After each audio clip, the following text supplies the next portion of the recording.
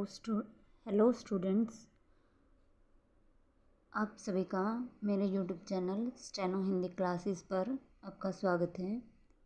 जिसने चैनल को अभी तक सब्सक्राइब नहीं किया है, पहले चैनल को सब्सक्राइब कर ले और बेल आइकन को दबाएं ताकि आने वाली वीडियो की नोटिफिकेशन आपको मिलती रहे।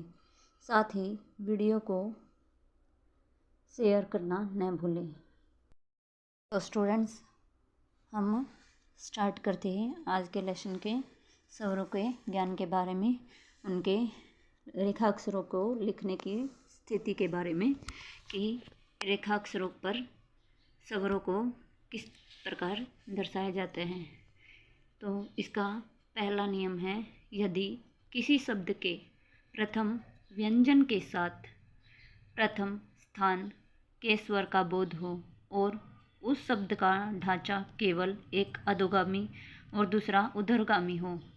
एक अधोगामी और आड़े रेखाक्षरों में से पहले या बाद में दोनों ही अवस्थाओं में आड़े रेखाक्षर एक या अधिक ऊर्ध्वगामी रेखाक्षर हो या किसी अन्य के साथ हो तथा निरंतर दो ऊर्ध्वगामी रेखाक्षर हों। ऐसी सभी अवस्थाओं में शब्द के आधार पर रेखा से ऊपर लिखा जाएगा। जैसे कि आप रेखा से ऊपर लिखा जाएगा। बैरी, बै और री, बैरी को हम इस प्रकार दर्शाएंगे सभी रेखाक्षरों के ऊपर। जैसे डाल, याचक, लहरी, चाहे वो ऊर्ध्वगामी हो या अधोगामी रेखाक्षर हों।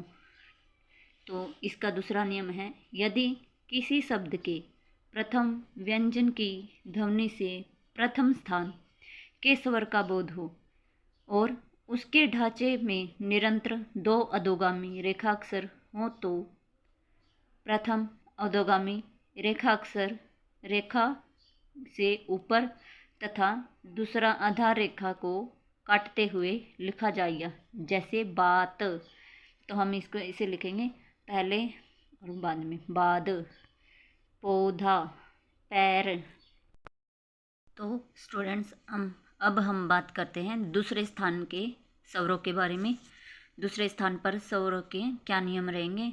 इसका पहला नियम है, यदि किसी शब्द के प्रथम व्यंजन के साथ द्वितीय स्थान के स्वर का बोध हो और उसमें अधोगामी या ऊर्ध्वगामी रेखाक्षरों में से कोई भी हो तो उसे प्रत्येक स्थिति के आधार को छूना चाहिए।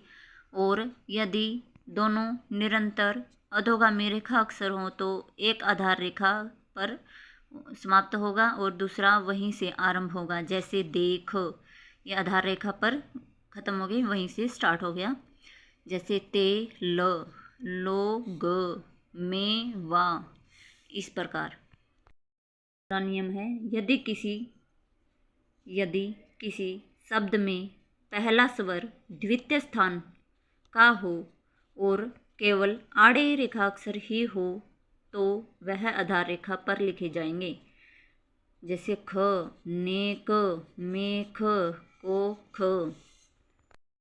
प्रकार तृतीय स्थान के स्वरों का बोध, यदि शब्द के प्रथम व्यंजन के साथ तृतीय स्थान के स्वर का बोध हो तो अधोगामी तथा ऊर्ध्वगामी रेखा अक्षर आधार रेखा को काटकर लिखे जाएंगे। जैसे इति।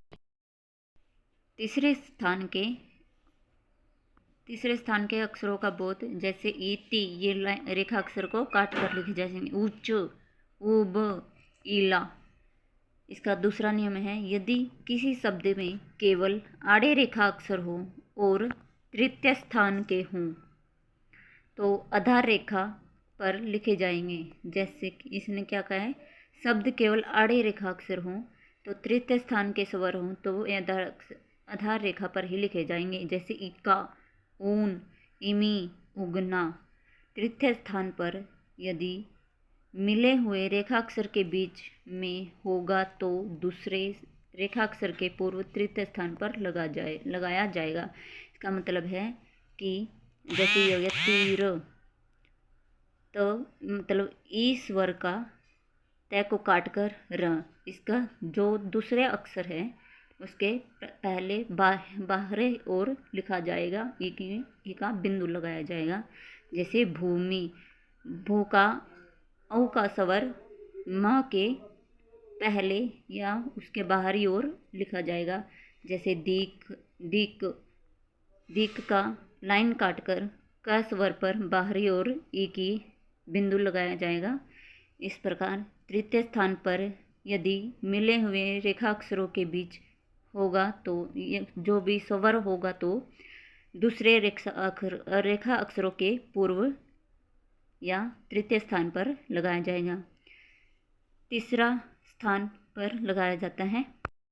तो स्टूडेंट्स, इसी प्रकार हमारा स्वर का चैप्टर ख़त्म हुआ।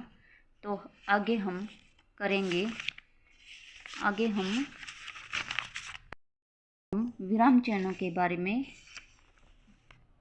विराम चिन्हों के नियमों के बारे में बात करेंगे।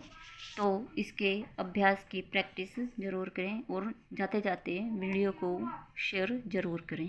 धन्यवाद।